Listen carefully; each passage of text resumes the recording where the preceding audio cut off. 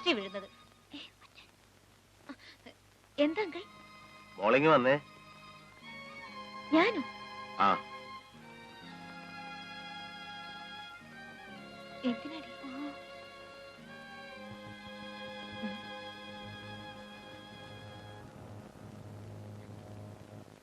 Uncle എന്തിനാ വിളിച്ചത്? Uncle ഒരു കാര്യം പറഞ്ഞ മോൾ അനുസരിക്കുവോ? എന്താ അങ്കിൾ? പ്രിയയുടെ ഈ ഡോക്ടറുമായിട്ടുള്ള കല്യാണക്കാര്യം മോളൊന്ന് കലക്കി തരണം.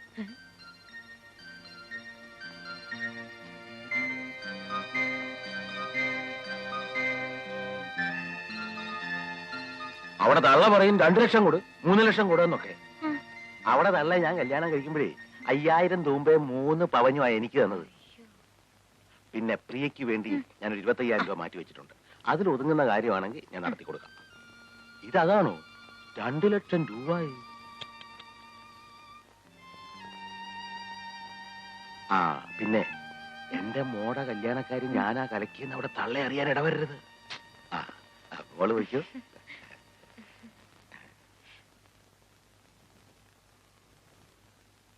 വല്ല ആമ്പിള്ളേരുമായിരുന്ന ലക്ഷക്കണക്കിന് രൂപ ഇപ്പൊ ഇങ്ങോട്ട് ഒഴിയാനെ. പ്രസവിക്കാൻ ലേബർ റൂമിൽ കയറിയപ്പോ പ്രത്യേകം ഞാൻ പറഞ്ഞ പെങ്കൊച്ചിനെ കൊണ്ട് വരരുതെന്ന്. അന്ന് അവളത് കേട്ടില്ല. ഇപ്പൊ പറയുന്നു ലക്ഷം കൊടു ലക്ഷം കൊടു കൊടുക്കും. ഔവേ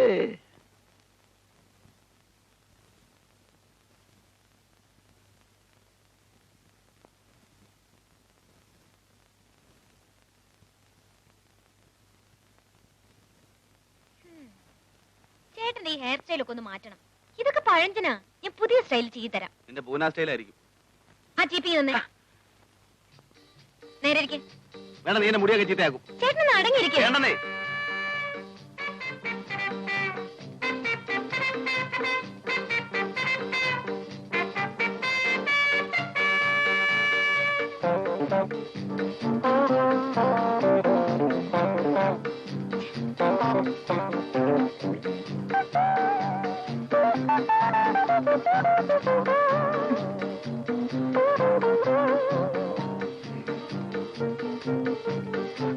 എങ്ങനെ ജീവിട്ട് ശരിയാവുന്നില്ല.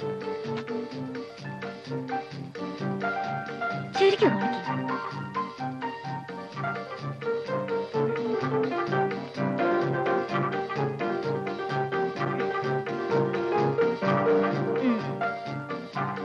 ഇപ്പൊ എങ്ങനെയുണ്ട്? ഒരു വാലിന്റെ വെറുതെ ഉള്ളൂ. എനിക്ക് വേറെ ജോലിയുണ്ട്.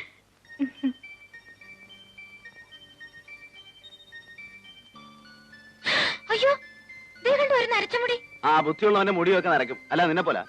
ഇങ്ങനെ പറഞ്ഞുകൊണ്ടിരുന്നാ മതി.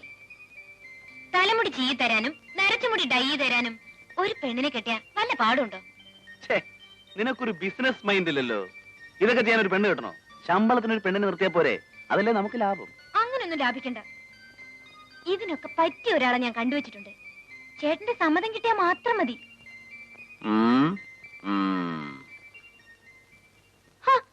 ചേട്ടൻ എന്താ ആരാന്ന് ചോദിക്കാത്തെ? നിന്റെ വിവാഹം കഴിഞ്ഞതിന് ശേഷമേ എന്റെ വിവാഹത്തെ കുറിച്ച് ഞാൻ ആലോചിക്കൂ. ഇനി എപ്പോഴാ മൂക്കി പല്ല് വന്നിട്ടോ? കൂടെ വന്നു.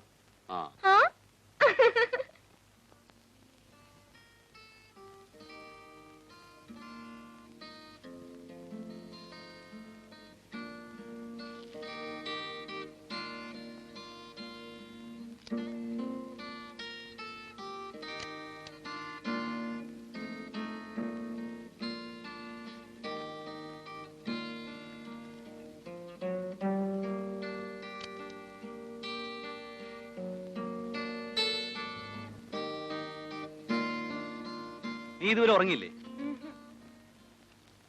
എനിക്ക് അവിടെ കിടക്കാൻ പേടിയാവുന്നു. ഞാൻ ചേട്ടന്റെ കൂടെ കിടന്നോളാം. പേടിയോ? അപ്പൊ നീ ഹോസ്റ്റലിൽ എന്ത് ചെയ്യായിരുന്നു? ഹോസ്റ്റലിൽ ഞങ്ങൾ ഒരു മുറിയിൽ 2 പേരായിരുന്നു. ഒറ്റയ്ക്ക് കിടന്ന് പഠിക്കണം, അല്ലാതെ കൊച്ചുകുട്ടികളെ പോലെ. ഞാൻ ചേട്ടന്റെ കൊച്ചുകുട്ടിയല്ലേ? കിടന്നോ. ഇത്ര അടുത്ത് കിടന്നാൽ എങ്ങനെ? എനിക്ക് കിടക്കണ്ടേ? കുറച്ചവിടെ നീ കിടക്കും. മതിയോ?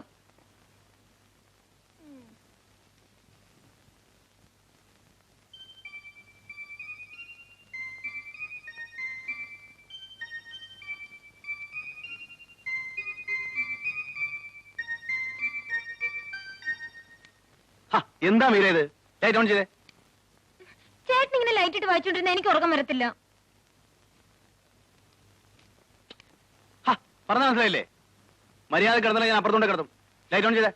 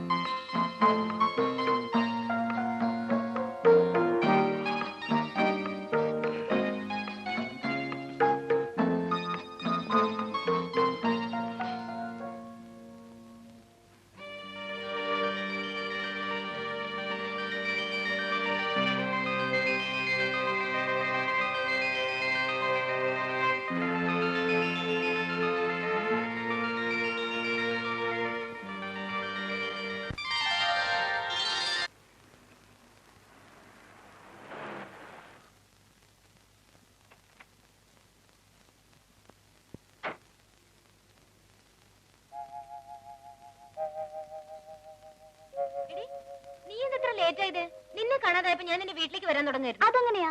കാർ എടുത്തോണ്ട് ഇറങ്ങാൻ തുടങ്ങുമ്പോ അച്ഛന്റെ സ്ഥിരം പല്ലവി തുടങ്ങും. പെട്രോളിന്റെ കണക്ക് കുറച്ചില്ല. എടോ താനിങ്ങി വന്നേ. താൻ പോയി ഒരു ഐടെക്സ് വാങ്ങിച്ചിട്ട് വാ. ഐടെക്സ് എന്ന് വെച്ചാൽ എന്താണെന്ന് അറിയോ? കൺമഷി. ദേ ഒരിടത്ത് വാങ്ങിച്ചോ. നമ്മുടെ ജീപ്പ് എടുത്തോണ്ട് വെക്കോ. വേഗം വരണോട്ടാ. നീ വാ.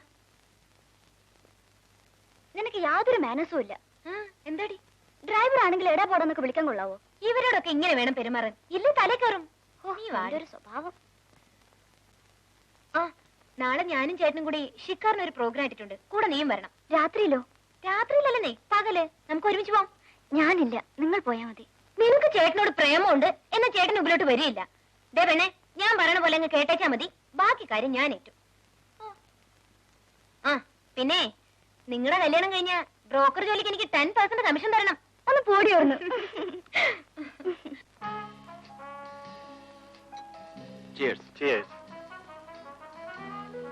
സാർ, ഐറ്റംസ് കൊണ്ടുവരട്ടെ? ചിക്കൻ അല്ല മസ്ക.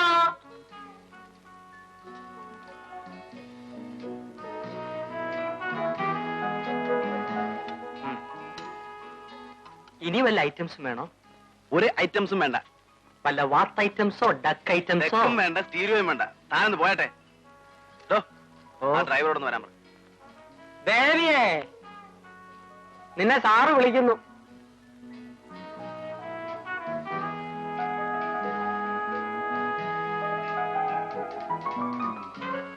എന്താ സാർ? നീ ഊണ് കഴിച്ചോ? കഴിച്ചു. എന്നാ പോയി കിടന്നുറങ്ങും. അവനെ നാളെ രാവിലെ ഹണ്ടിങ്ങിന് പോകാനുള്ളതാ. ആ ജീപ്പ് കണ്ടീഷൻ ആണല്ലോ? അതെ. ആ രാവിലെ ആരാണ് ഹണ്ടിങ്ങിന് പോകുന്നത്? Not four hunting. മീരയ്ക്ക് സ്ഥലമൊക്കെ ഒന്ന് കാണണം. ഒരു മിനി പിക്നിക്. നീ വരുന്നോ? അപ്പൊ ഇൻകം ടാക്സിന്റെ കാര്യത്തിന് ആര് പോകും? ഓ, ഞാനതങ്ങ് മറന്നുപോയി.